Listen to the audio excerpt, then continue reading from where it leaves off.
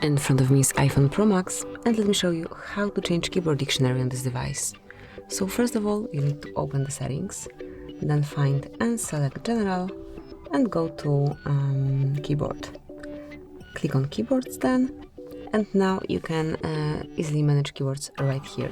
So actually, I've got 4 keyboards right now.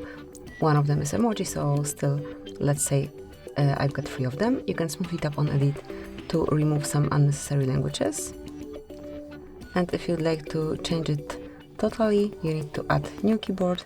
Let me pick, for example, this one. And now if you click on Edit, you will be able to remove also English. And this is the only keyboard of yours. The one that is at the top of the list is a default one, so just remember about it to put your language, your native language, at the bottom of the list. And this is it. This is how you can change keyboard dictionary. Thank you for watching. Please subscribe our channel and leave the thumbs up.